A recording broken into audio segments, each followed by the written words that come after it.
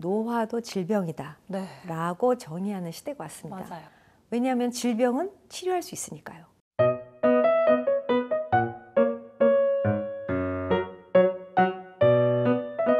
다음 치료는 또 어떤 치료인가요? 가장 많이 받는 치료가 이제 무릎 관절염, 퇴행성 관절염 치료입니다. 맞아요. 또 젊은 분들은 이제 연골연화증이라고 해서 퇴행성 관절염 아닌데 무릎 통증이 굉장히 심한 분들이 있으세요. 네. 이제 그런 분들도 이제 무릎에 주사를 맞게 되세요. 우리 몸에서 유일하게 재생이 안 되는 세포가 연골세포입니다. 네. 그런데 줄기세포는 그 연골을 재생시켰기 때문에 이게 굉장히 네. 각광받기 시작했습니다. 네. 근데 이것도 시기가 있어요. 그래서 보통은 이제 퇴행성 관절염을 1, 2, 3, 4단계로 나누는데 네. 연골이 완전히 없어진 단계가 4단계예요. 네. 그러면 이제 그거는 수술을 하셔야 되는 케이스고요. 보통은 아프기 시작한다. 1단계. 조금 많이 아프다. 약을 먹어볼까 생각되는 게 2단계. 그래서 1단계, 2단계 줄기세포 시술을 하시면 아주 드라마틱한 효과를 볼 수 있습니다. 네. 이 아프기 시작할 때 병원에 가는 게 중요하겠네요. 맞습니다. 네. 조기 진단, 조기 치료가 모든 것, 경제적 비용, 그다음에 맞아요. 모든 것들을 다 줄일 수 있죠.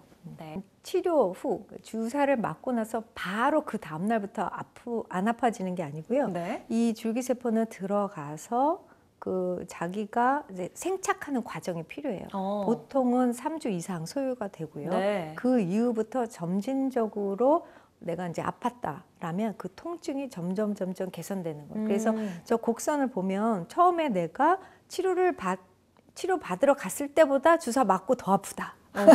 이제 이런 기간이 있습니다. 네. 그 기간이 지나면서 네네. 리바운드해서 다시 올라가는 그런 곡선이라고 이해하시면 될 것 같고요. 어느 정도 기간이 지나야 또 효과가 나타나는군요.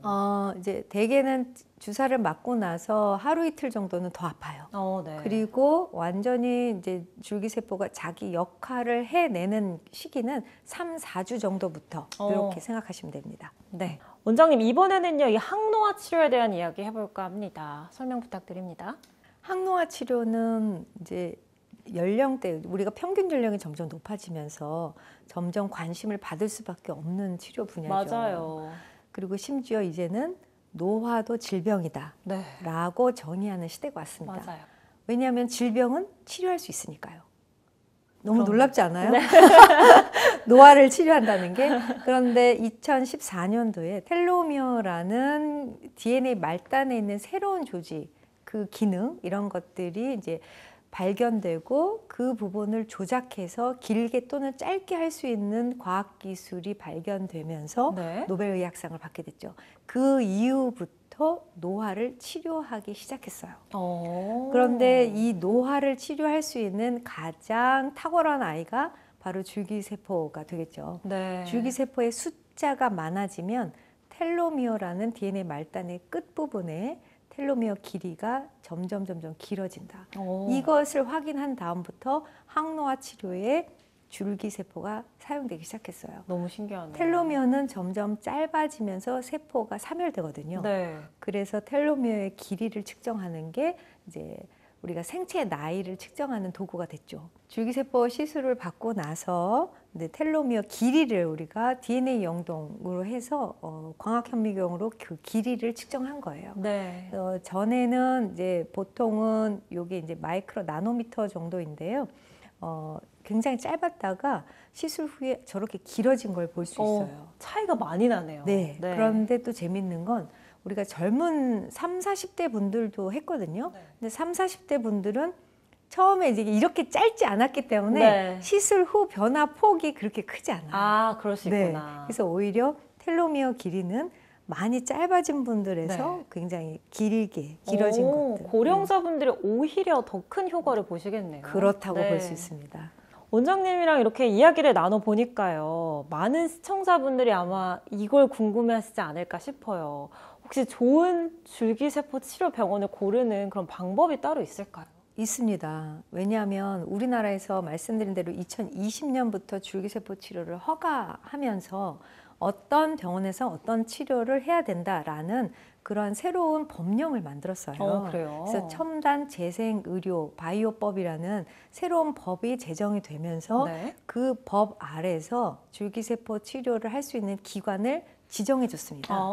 그래서 재생의료, 첨단 재생의료 실시기관이라는 네. 병원들을 이제 지정을 했는데, 이제 그 병원 그렇게 이제 지정을 받기 위해서는 특별한 조직이나 시설을 갖춰야 되고 네. 의료 인력도 교육을 받아야 됩니다. 그렇겠죠. 네, 그래서 그런 시설이 있고 그런 교육을 받은 의료 인력이 있는 곳을 이제 나라에서 보건복지부 산하 첨단 재생의료기관으로 이제 지정을 해주고 그곳에서 줄기세포 치료를 받도록 권장하고 있습니다. 네. 근데 이 줄기세포가 아주 각광을 받고 효과가 좋고 좀 많은 분야에서 사용할 수 있다 보니 사실은 요즘 뭐 미용 성형 분야에서 아주 널리 네. 지금 시행을 하고 계세요. 네. 근데 2025년에 새롭게 또 이 줄기세포 치료에 관한 법령이 개정이 되면서 이제는 미용 시술도 지정병원이 아니면 받을 수 없다라고 법이 이렇게 또 바뀌었습니다. 네, 법적으로 안 되는 거죠. 네, 네. 그래서 만약에 줄기세포 시술을 고려하신다면 네.